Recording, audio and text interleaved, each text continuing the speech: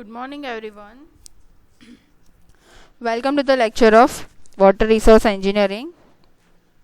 In the last lecture, we have seen about the flood design and how we can calculate a design flood, methods of estimation of a flood. Now, in today's lecture, we are going to start a new topic, that is a flood routing. So, let's start. Flood routing. So flood routing is the technique of determining a flood hydrograph at a section of a river by utilizing a data of a flood flow at a one or a more upstream section. The hydrologic analysis of a problem such as a flood forecasting, flood protection, reservoir design, spillway design invariably include a flood routing. So in these applications, two broad categories of a routing can be recognized. So basically the process of computing the reservoir storage volumes, outflow rate, water level in a reservoir corresponding to a particular hydrograph. So this all things is known as a flood routing, right? So flood routing is carried out to obtain a hydrograph as a moderated or a modified by a reservoir when a particular flood passes through it and determine therefore a corresponding maximum rise in a water surface in a reservoir and a maximum discharge in a river. So thus it is useful technique for obtaining a complete solution of a flood control problem, right? तो जो flood control के problems है उसका complete solution क्या है? Flood routing. So basically the analysis of a problem such as a flood forecasting, flood protection, reservoir design, spillway design, so ये सारी चीज़ें किस में इंक्लूड हो जाती है? फ्लड राउटिंग के अंदर. सो फ्लड राउटिंग को दो अलग अलग कैटेगरी में डिवाइड किया है. सो फर्स्ट है रिजर्वायर राउटिंग एंड सेकेंड है channel routing. So reservoir routing क्या है? So reservoir routing is a process of determining the flood hydrograph at a location downstream of a reservoir from the knowledge of a upstream flow hydrograph. अगर हमें upstream flow hydrograph के बारे में पता है तो हम लोग डाउनस्ट्रीम साइड जो होती है रिजर्वायर की उसका फ्लड हाइड्रोग्राफ डिटरमाइन कर सकते हैं, राइट? तो उसको बोलेंगे reservoir routing. So the resultant hydrograph at the downstream location is called outflow hydrograph.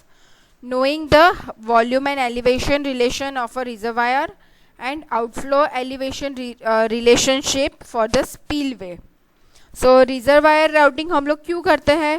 तो सबसे पहले in design of a capacity of a spillway and reservoir outlet structure. ठीक है, तो ये दोनों चीज़ें अगर हमें करनी है, मतलब आउटलेट स्ट्रक्चर डिज़ाइन करना है रिजर्वायर का या फिर हमें capacity of a spillway design करनी है, तो हम लोग रिजर्वायर राउटिंग को यूज़ करेंगे. एंड सेकेंड है कि अगर हमें साइजिंग और लोकेशन सिलेक्ट करना है रिजर्वायर के लिए, ठीक है, फॉर अ स्पेसिफिक रिक्वायरमेंट, तो हम लोग रिजर्वायर राउटिंग का यूज़ करेंगे. नेक्स्ट है channel routing. So channel routing क्या है? So in a channel routing the change in a shape of a inflow hydrograph is studied.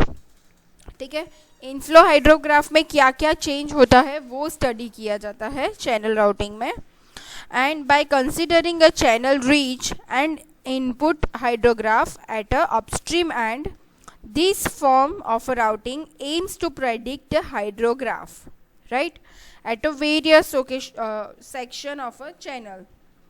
So in both the routing, the two distinct modification that take place in a inflow hydrograph, that are first क्या है? तो first है peak of a outflow hydrograph is less than a peak of inflow hydrograph.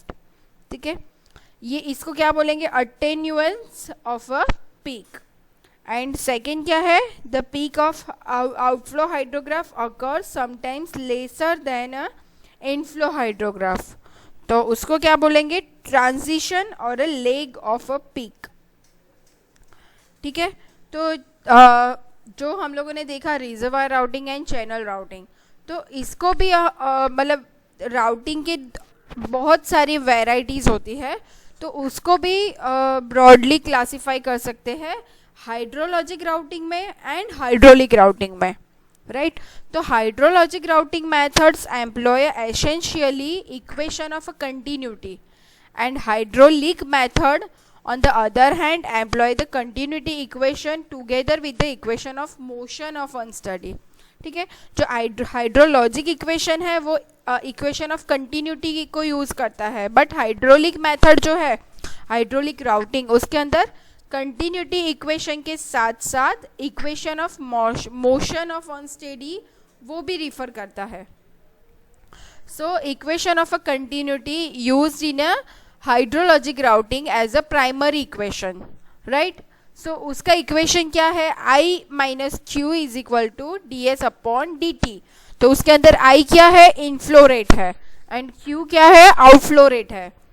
S क्या है, storage alternatively in a small time interval, and delta T है difference between a total inflow volume and a total outflow volume in a reach is equal to a change in a storage in that reach. तो हमें अगर change in storage find out करना है तो कैसे find out करेंगे, I bar delta T minus Q bar delta T is equal to delta S. तो I क्या है, average inflow in a time delta T, Q bar क्या है, average outflow है, और डेल्टा एस क्या मिलेगा हमें, चेंज इन अ स्टोरेज. तो चेंज इन स्टोरेज जब भी फाइंड आउट करना हो हमें तो हम ये इक्वेशन यूज करेंगे, राइट.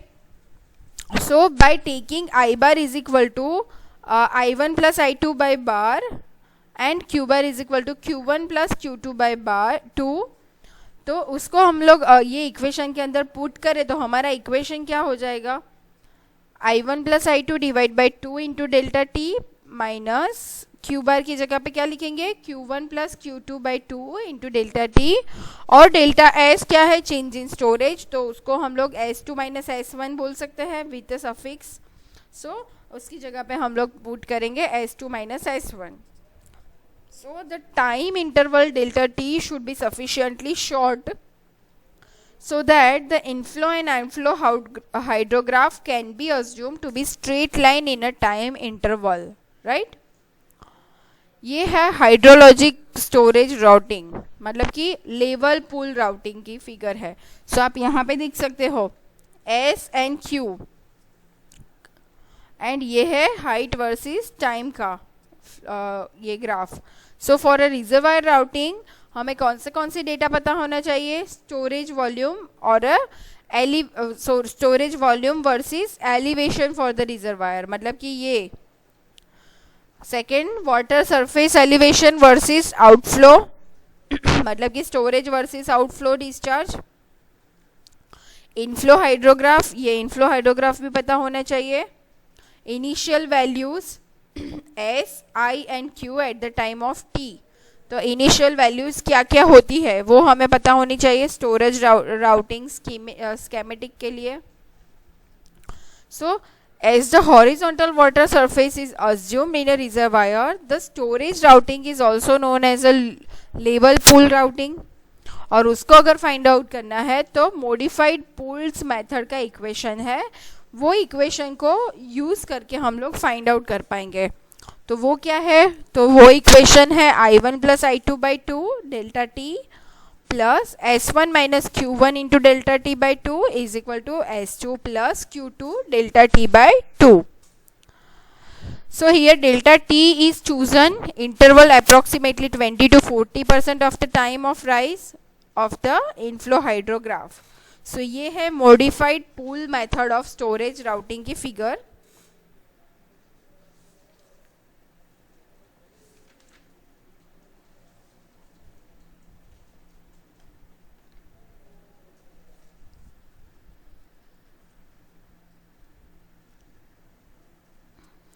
ठीक है, इसकी प्रोसीजर क्या है, बेसिकली सबसे पहले हम लोग क्या करेंगे, सूटेबल टाइम इंटरवल सिलेक्ट करेंगे delta T and prepare a curve between elevation and ordinate. तो हम लोग एलिवेशन एंड ऑर्डिनेट के बीच में कर्व ड्रॉ करेंगे. तो आप यहाँ पे देख सकते हो ऑर्डिनेट वर्सेस एलिवेशन का कर्व यहाँ पे है. उसके बाद करेंगे all the start of routing the terms like LHS of equation, मतलब हमने जो ऊपर इक्वेशन देखा था I1 plus I2 plus 2S2 upon delta t minus θ1, right. तो उसके अंदर वैल्यूज सारी कंप्यूट करेंगे, उसके बाद हम लोग वैल्यू फाइंड आउट करेंगे स्टेप 2 के इक्वेशन की, एंड देन जो ऊपर की प्रोसीजर है उसको रिपीट करते जाएंगे। कब तक? जब तक हमारा एंटायर इनफ्लो हाइड्रोग्राफ राउट नहीं हो जाता, मतलब कि ये जो सारे पॉइंट्स है वो हमारे नहीं हो जाते, तब तक हमें सारी प्रोसीजर रिपीट करनी है यहाँ पे, ठीक है। तो ये था मॉडिफाइड पल्स मेथड। उसके बाद आया था एडवांस मॉडिफाइड पल्स मेथड, तो उसका इक्वेशन हम लोगों ने आगे देखा यहाँ पे। ये है एडवांस मॉडिफाइड पल्स का equation, I1 plus I2 by 2 delta t minus θ1 plus θ2 at delta t is equal to S2 minus S1। अब उसको भी हम लोगों ने सॉल्व किया है पूरा इक्वेशन, और ये रीअरेंज इक्वेशन है डायरेक्टली। ये है एडवांस्ड मॉडिफाइड पल्स का इक्वेशन। अब उसके बाद हम लोग देखेंगे अटेंट्यूएशन क्या होता है। So the peak of outflow hydrograph will be smaller than the inflow hydrograph, तो उसको बोलेंगे अटेंट्यूएशन, राइट। टाइम लेग क्या है जो आगे हम लोगों ने बात की, तो peak of outflow occurs after the peak of inflow, ठीक है। So the time difference between the two peaks that is called leg. तो आप यहाँ पे देख सकते हो कि ये एक पीक है और ये एक पीक है, तो इन दोनों के बीच का जो डिस्टेंस है उसको बोलेंगे लेग, और ये है attenuation, right. So the attenuation and lag of a flood hydrograph at a reservoir are the two very important aspects of a reservoir operating under a flood. अब हम लोग देखेंगे hydrological channel routing. So in a channel routing the change in a slope of inflow hydrograph is studied, right। उसके अंदर हम लोग change in a slope study करते हैं। so in a reservoir routing the storage was a unique function of outflow discharge, and in a channel routing storage is a function of both outflow and inflow, ठीक है। Reservoir में सिर्फ outflow का function था, लेकिन channel routing में क्या होता है, इनफ्लो एंड आउटफ्लो दोनों का फंक्शन होता है, ठीक है। So flow in a river during a flood belongs to a category of gradually varied unsteady flow, and the water surface in a channel not only unparallel to the channel bed but also varies with the time के साथ change होता रहता है, ठीक है।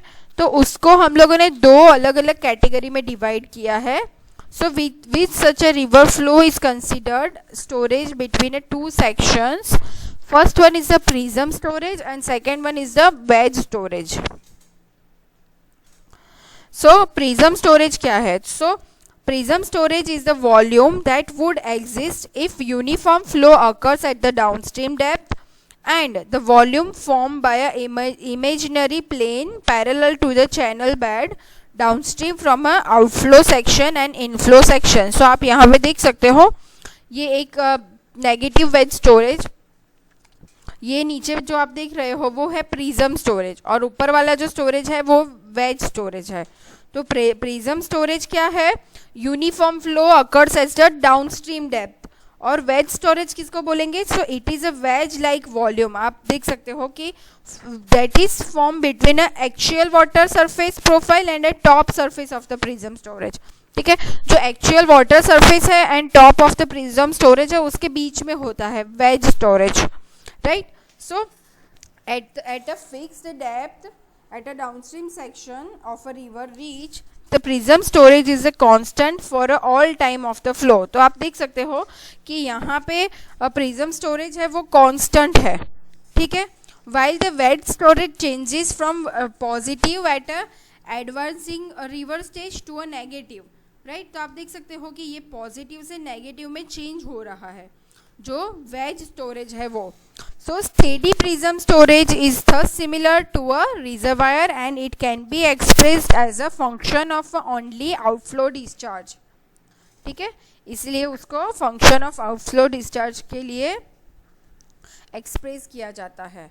सो अगर मुझे total storage in a channel reach find करना है तो उसके लिए इक्वेशन है S is equal to K into x into i raise to m plus 1 minus x into q raise to m, जिसके अंदर K क्या है, K एंड X है कोफिशिएंट्स, सो कोफिशिएंट पैरामीटर है। M क्या है, M है constant exponent whose value is found to vary from 0.6 for a rectangular channel and 0.1 for a natural reverse।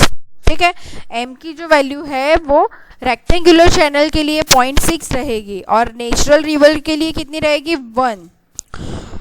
I क्या है इनफ्लो एंड Q है आउटफ्लो। सो ये था इक्वेशन हमारा स्टोरेज फाइंड आउट करने का। एक और इक्वेशन है Muskingum equation. So when m is taken as a 1 for a found or for a natural rivers the equation reduces to, मतलब जब हम लोग m की वैल्यू 1 लेते हैं तब इक्वेशन हमारा क्या हो जाएगा, s is equal to k into i x into i plus 1 i plus i minus x into q, मतलब कि जब m की वैल्यू 1 हो जाएगी तब। So this equation is known as a Muskingum equation. X is a dimensionless weighting parameter between an inflow and outflow called a weightage constant, and this factor reflect the influence caused on a storage by a inflow and outflow. जब x is equal to 0 होगा तो हमारा equation क्या हो जाएगा, जब x is equal to 0 हो जाएगा तो इक्वेशन हो जाएगा s is equal to k into Q. ठीक है, तो it can be stated easily that component k q of Muskingum equation represent the steady prism storage, right, and if there is a no wedge storage otherwise component k into x into l is a wedge storage and component k 1 minus x into Q is a prism storage. So ऐसे type के जो storage होते हैं उसको हम लोग liner storage भी और लाइनर रिजर्वायर भी बोलते हैं, and the coefficient of k that is known as a storage time constant. ठीक है, ये सारी थियोरी है वो आपको समझ में शायद ना भी आए, पर हम लोग जब एग्जाम्पल कैलकुलेट करेंगे तो आपको सारा समझ में आएगा कि कैसे करना है। अब आगे k एंड x जो है उसको हम कैसे कैलकुलेट करेंगे, राइट, तो the values of x and k for a given river reach remain the same. ठीक है, वो सेम रहेगी and does not alter with the time. Hence if we are able to compute these values for a river reach by using a actually observed inflow and outflow hydrographs, we can utilize this value for a future computation of a outflow hydrograph by knowing a inflow hydrograph, right। तो now अब यहाँ पे हम लोग continuity equation use करेंगे। So now using the continuity equation of a storage, वो equation क्या था, I bar delta t minus Q bar delta t is equal to delta S, और आई बार की जगह पे हम लोगों ने क्या लिया था, I one plus I two by two, and Q bar की जगह पे क्या लिया था, Q one plus Q two by two is equal to delta S. तो values of delta S at any time t during the time element delta t can use and thus calculated and summation of a delta s values from a start point, हम लोग start point से calculate कर सकते हैं। ठीक है, so base of known hydrograph is plot can be divided into a number of small time intervals। तो आप यहाँ पे देख सकते हो हम लोगों ने यहाँ पे hydrograph and storage in A channel routing की एक फिगर बताई हुई है। सो डिफरेंट इंटरवल पे जैसे कि 1 आवर 2 आवर 3 आवर 4 आवर ऐसे हम लोग लिख सकते हैं। तो स्टार्टिंग फ्रॉम टू 0 टू हमारा जो इक्वेशन है उसके अंदर अलग अलग वैल्यूज पुट करके हम लोग फाइंड आउट कर सकते हैं। ये है determination of k and x का। ये क्या है, this actual observed s values are now compared with the computed s values. ठीक है, ये है आपकी अलग अलग x की values, and by assuming the trial value of x, in other words for assume value of x से 0.3, So value of S bar is equal to xi plus 1 minus x are computed at a different time periods and this values are plotted against the actual s values. तो आप यहाँ पे figure में देख सकते हो कि अलग अलग एक्स वैल्यूज की वैल्यू प्लॉट की जाती है. सो आप फिगर में देख सकते हो कि the plot so obtain must be straight line and for the precise x value the incorrect x values the plot in a form of looping curve. तो आप सेकेंड वाली फिगर में देख सकते हो कि थोड़ा लूपिंग कर्व में आपको दिखाई दे रहा है. So by trial and error the values of x is chosen and as to obtain a curve as near as a straight line possible and the inverse slope of this line x by y will give a value of a k. ये line से हमें value of k मिल जाएगी. ये है Muskingum method of routing. सो उसके step by step equations है. So for given channel reach by selecting a routing interval delta t and using the Muskingum equation, the change in storage का equation हम लोगों ने आगे ये फाइंड आउट कर लिया था. सो फ्रॉम दिस इक्वेशन हम लोग इसको अगर सॉल्व करेंगे इक्वेशन को तो फाइनल इक्वेशन हमें मिल जाएगा Q2 एंड Q1 का ये. सो ये सारे इक्वेशंस आपको एग्जाम में नहीं स्टडी करने हैं. सो डोंट वरी, ये मैंने सिर्फ आपके रेफरेंस के लिए रखे हैं. फाइनली इक्वेशन ये है Q2 is equal to C0 I2 plus C1 I1 plus C2 Q1. तो उसके अंदर ये C0 C1 C2 क्या है, तो C0 का इक्वेशन ये है, आप ऊपर देख सकते हो kx plus 1/2 into delta T upon 1/2 into delta t plus के माइनस के एक्स. C2 क्या है, तो kx plus 0.5 delta T upon 1/2 delta t plus के माइनस के एक्स एंड C2 की वैल्यू है k माइनस के x minus 1/2 into delta T upon 1/2 delta t plus के माइनस के एक्स. सो ये इक्वेशन से आप डायरेक्टली Q फाइंड आउट कर सकते हो. Q2 मतलब कि डिस्चार्ज. सो इस इक्वेशन को बोलते हैं मस्किंगम राउटिंग इक्वेशन. ये फाइनल इक्वेशन जो है वो है मस्किंगम राउटिंग इक्वेशन. आपको ये इक्वेशन कैसे आया ये पूरी डिटेल आपको यहाँ पे बताई गई है, पर ये आपके एग्ज़ाम में सिलेबस के अंदर नहीं है, डायरेक्टली इक्वेशन ही है. ठीक है, मैंने आपके रेफरेंस के लिए यहाँ पे पुट किया है. इसके बेस्ड ऑन एग्जाम्पल्स भी आते हैं, तो हम लोग 1-2 एग्जाम्पल्स करेंगे नेक्स्ट लेक्चर में. अगर कोई क्वेश्चन है, क्वेरी है, तो आप मुझे पूछ सकते हो. Thank you so much for listening this lecture.